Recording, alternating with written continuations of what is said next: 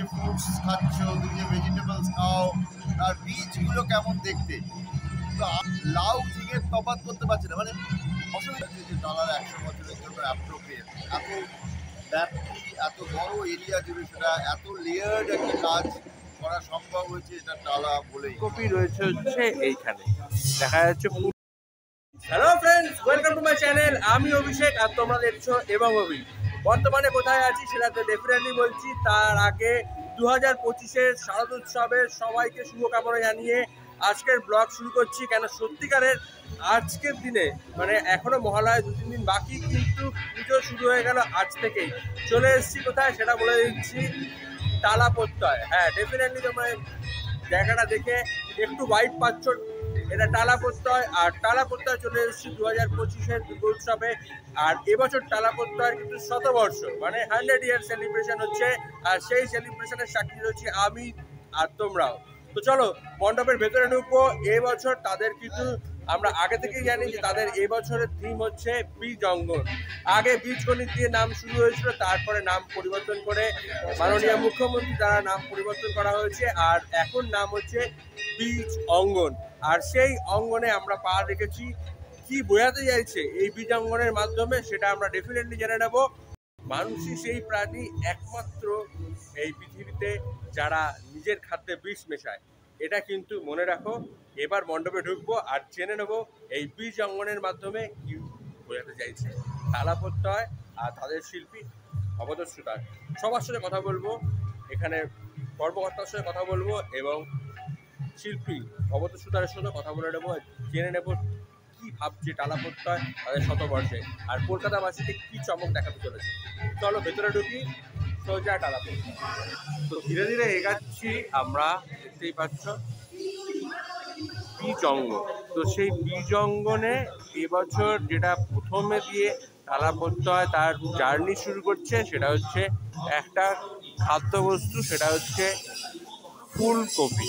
তো ফুলকপি দিয়ে আমরা প্রথম আমাদের যাত্রা শুরু করছি, বলতে পারো এটাই গেট। অপূর্ব এই মণ্ডপ, অপূর্ব এই মণ্ডপের সামনে আমরা টালা প্রত্যয়তে, দেখতেই পাচ্ছ।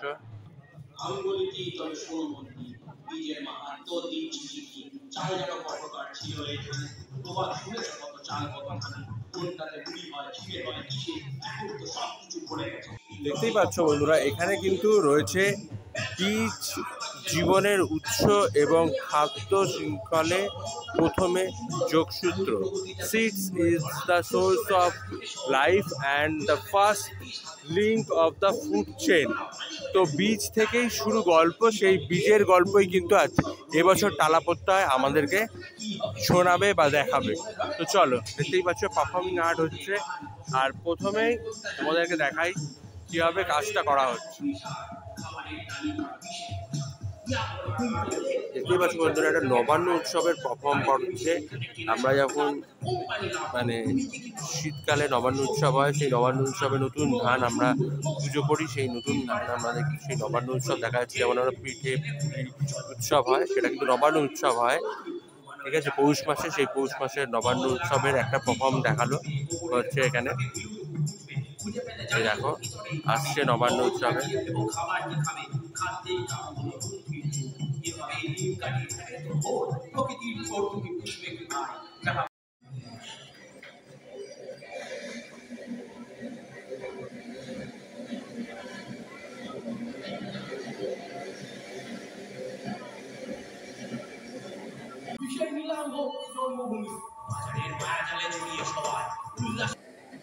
এখন ৮২,০০০ ধানের বদলে কয়েকটি মাত্র ধান।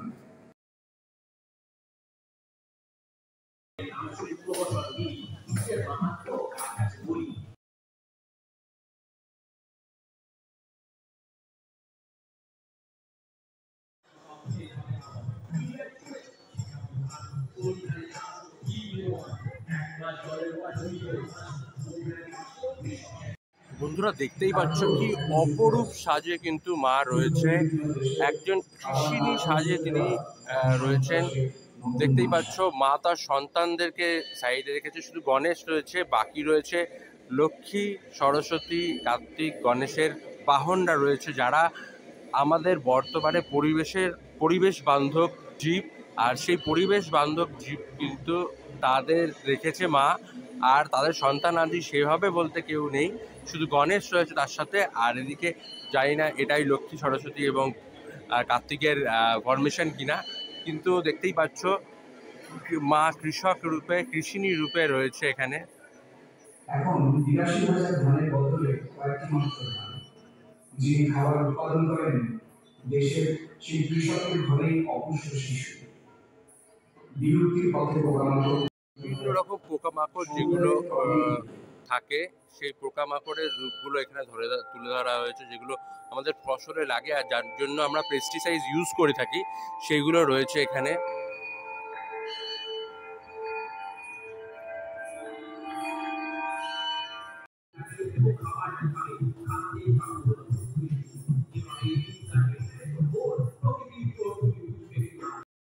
বর্তমানে আমাদের সামনে রয়েছে অভিক চক্রবর্তী, তালাপোত্তার অন্যতম সদস্য। দাদাকে আমার চ্যানেল এবং অভির তরফ থেকে অসংখ্য শুভেচ্ছা বার্তা। তো শতবর্ষে টালাপোত্তা, আর তার উপহার হচ্ছে বীজ অঙ্গন, কীভাবে সেটাকে ম্যাচ করছে একটু জানতে চাই। আমাদের শতবর্ষে বছর যে বীজ অঙ্গন আমরা এসেছি হচ্ছে একটা বীজ গণিতের মধ্যে থেকে। আমাদের প্রথম যখন আমরা এই বছর টি শার্টটা দিই, তার মধ্যে আমরা অঙ্কিত করে গেছিলাম বীজ গণিত, এবং সেখান থেকে সেটাকে আমরা বীজ অঙ্গনে পরিণত করি মাননীয় মুখ্যমন্ত্রী মমতা ব্যানার্জির আদেশে। এবং এই বছর আমাদের যে থিম বীজ অঙ্গন হচ্ছে একটা ধারণ, মানে একটা সিডকে কীভাবে প্লান্ট করে আমরা যে এই গ্রিনারিতে একটা এনভায়রনমেন্ট ছড়িয়ে দিচ্ছি। এবং এই যে বীজ, মানে এই সিড কয় প্রকার মানুষ জানেই না, এই যে বীজ কয় প্রকার কী কী, এবং এই বীজ কী ইনফ্লুয়েন্স করতে পারে, এবং একজন কৃষক জীবনে, একজন কৃষিজীবী যে জীবনটা কীরকম হয় তার জীবনটাই তুলে ধরা হয়েছে এই বছর টালাপোত্তার মণ্ডপে।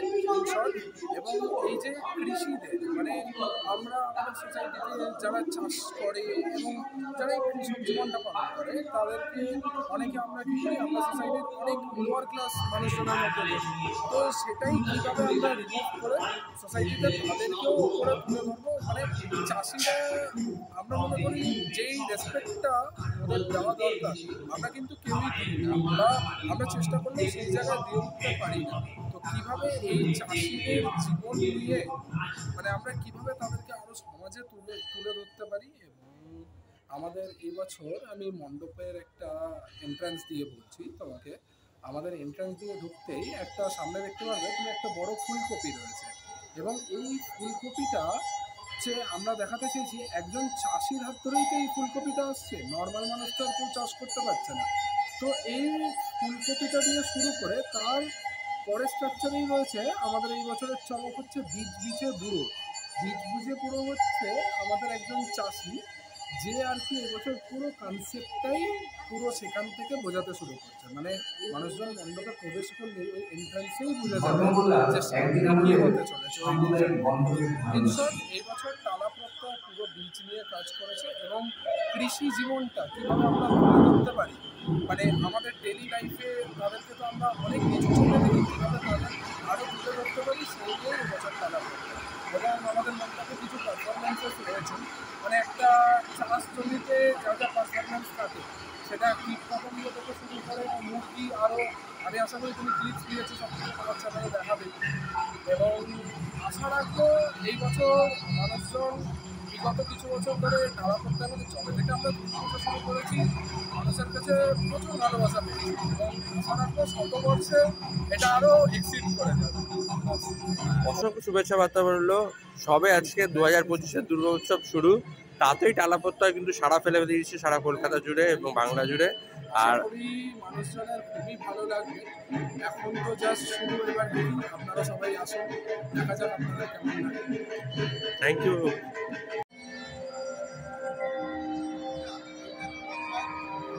এবার তোমাদের শোনাবো শিল্পীর মুখ থেকে শিল্পের কথা। এই বীজ অঙ্গন কীভাবে শিল্পী ভবতোষ সুতার তার মনের মাধুরী মিশিয়ে গড়ে তুললো, তারই কথা শোনাবো শিল্পীর মুখ থেকে। ফ্রুটস খাচ্ছ, তুমি যে ভেজিটেবলস খাও, তার বীজগুলো কেমন দেখতে। তো তো আমি নিজেকে প্রশ্ন করছিলাম, সত্যি আমি কি জানি? দেখলাম না, আমি জানি না। আমি তরমুজ আর ঝিঙের বীজের তফাৎ করতে পারছি না, লাউ ঝিঙের তফাৎ করতে পারছি না, মানে অসুবিধা হচ্ছে। তো তখন মনে হচ্ছে যে আমি আমার অরিজিনকেই জানি না। তো এইরকম একটা জায়গা থেকে এই বীজের ভাবনা, এবং আমার মনে হচ্ছে যে টালার 100 বছরের জন্য অ্যাপ্রোপ্রিয়েট। এত ব্যাপ্তি, এত বড় এরিয়া জুড়ে সেটা এত লেয়ার্ড একটা কাজ করা সম্ভব হয়েছে এটা টালা বলেই। আর প্রথম বছর টালাপত্তায় মানে শতবর্ষে প্রথমবার টালাপত্তায় এসে কাজ কেমন, মানে প্রত্যাশার চাপ তো ছিলই, তোমার নিজের কিরম ফিল হয়েছিল? না, আমি অন্য কারো প্রত্যাশার চাপ নিজে নিয়ে নিলে খুব মুশকিল।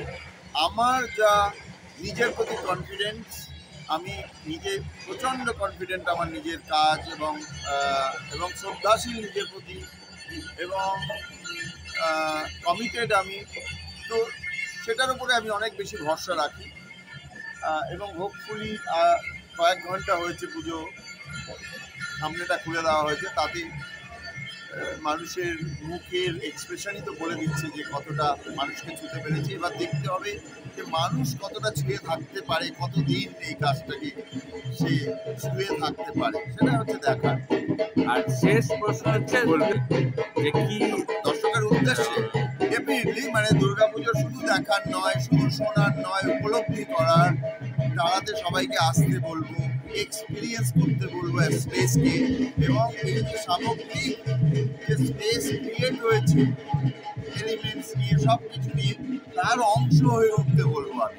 অর্থাৎ আসুন, এটার সঙ্গে যুক্ত হন, এই সমগ্রের সঙ্গে নিজেকে যুক্ত করে ভাবুন। মানে এটা সেই ধরনেরই একটা স্পেস আমি তৈরি করেছি যেখানে নিজেকে এক্সপিরিয়েন্স করতে হবে। অসংখ্য ধন্যবাদ। আর 2025 দুর্গোৎসব খুব ভালো কাটুক।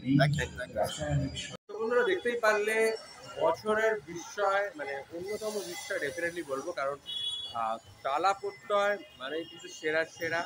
আর সেই সেরার পুজোর কিন্তু সেরা সংযোজন হচ্ছে এবছর তাদের শতবর্ষে টালাপত্তায়, 100তম বর্ষে টালাপত্তায় কিন্তু একটা অভূতপূর্ব মণ্ডপ এবং অভূতপূর্ব বিষয় তারা কিন্তু মানুষের সামনে তুলে ধরেছে। সেটা হচ্ছে বীজ অঙ্গনের মাধ্যমে। আমাদের খাদ্যশস্যের মধ্যে যেভাবে বীজ মেশানো হয়, পেস্টিসাইড বা যে কোনো রাসায়নিক বা জৈব সারের আমরা ব্যবহার সেভাবে করি না অতিরিক্ত ফলনের জন্য। তো সেই সব কারণেই কিন্তু আমাদের খাদ্যের বিষ হচ্ছে, এবং সেই থেকে এত রোগ, বিভিন্ন রকম রোগ আমাদের খাদ্যবস্তুর মধ্যে এই শরীরে চলে আসছে। কারণ আমরা দেখেছি আমাদের আগেকার লোকেরা বয়সে এত নানা রকম যে ডিজিজ সেগুলো হতো না, কিন্তু কারণ আমাদের সেগুলো হচ্ছে অন্তত 40-30 ঊর্ধ্বেই। খাবারের প্রত্যেকেই আমরা দেখি অ্যাসিডিটির সমস্যা হয়, কারণ এগুলোর একটাই কারণ কিন্তু এই পেস্টিসাইড ব্যবহারে অতিরিক্ত ফলনের জন্যই আমরা কিন্তু এইভাবে আমাদের জমি নষ্ট করে ফেলি। এটা পাঞ্জাবে আমরা দেখেছি, পাঞ্জাবের যখন গ্রিন রেভলিউশন হয়েছিল সেখানে অতিরিক্ত ফলনের জন্য কিন্তু একদম তার জমি নষ্ট হয়ে পড়েছিল। তো সেই ব্যাপারই সেটাই হচ্ছে এবছর টালা প্রত্যয়ের থিম, একটা অসাধারণ মণ্ডপের দ্বারা কিন্তু এই মণ্ডপ মানে প্রস্তুত করেছে। মিস করবে না, কারণ বছরের বিস্ময় হচ্ছে টালা প্রত্যয়, আর টালা প্রত্যয় তার শতবর্ষে 100তম বর্ষে একটা অসাধারণ মণ্ডপ কিন্তু কলকাতাবাসীকে উপহার দিয়ে ফেলেছে। তো যারা দেখছো এই ব্লগটা তারা লাইক করো, শেয়ার করো আর সাবস্ক্রাইব করো আমার চ্যানেল, কারণ পুজো দেখতে হবে। চলো পুজো দেখতে হবে আমার চ্যানেলে, সুতরাং তাড়াতাড়ি সাবস্ক্রাইব করে দাও।